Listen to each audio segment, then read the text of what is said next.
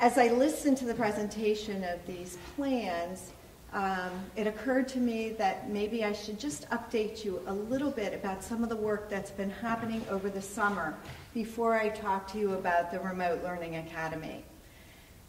Our teachers have worked so hard. A big thank you to our teachers this summer. We have had over 130 teachers involved in curriculum writing, to write new hybrid curriculum plans. We have had 250 teachers involved in technology professional development to better prepare them for the models that we'll be using this fall. We've also been able to acquire new teacher devices that are going to allow them to stream better than they were able to in the spring.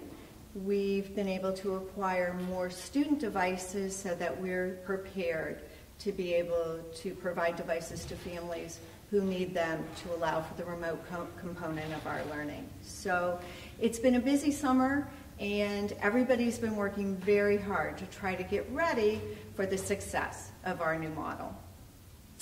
I'd also like to talk to you about something new this year, which we're very excited about, and it is our Remote Learning Academy. The Remote Learning Academy will be made available to our students whose families have opted out of the hybrid model and prefer to go with a full remote learning model.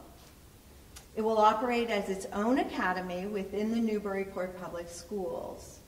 The academy will be led by one of the district curriculum coordinators, and the classes will be taught by Newburyport teachers. The academy will have regular school hours, however they will vary depending on the age of the student, but they will fall between the hours of 8 and 3. Because enrollment can be challenging in times like this, we are going to use a trimester enrollment period for the Remote Learning Academy. You've heard the principals talk about how we are working to cohort students in our schools so that we can enhance our ability to contact trace in the case that we do have a situation with the virus. So if you enroll, or if a student enrolls in the Remote Academy, we are asking that they stay with the Remote Academy for a trimester. And that way we will follow our grading period for grades K through 8, which is right now who the Academy is available to. The Academy will have a standards-based curriculum that's aligned to the Newburyport Public Schools.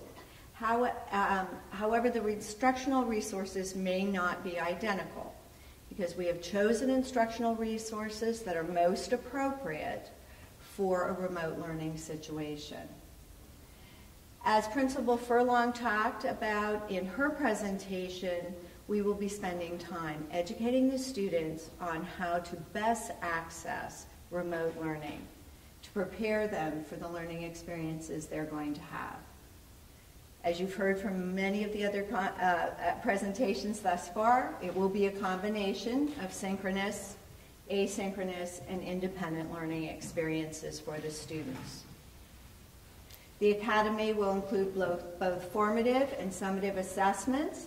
Students will receive grades and a report card that is aligned to those of the Newburyport Public Schools. Students who are on IEPs will have an individual remote learning plan, as you heard Nancy Koch just describe, and the services within that plan will help determine if the academy is the most appropriate placement for the student. In the event, or when, we are able to move to a more hybrid model of learning for academics at our high school, the Remote Learning Academy would become available to high school students as well who are choosing to go fully remote.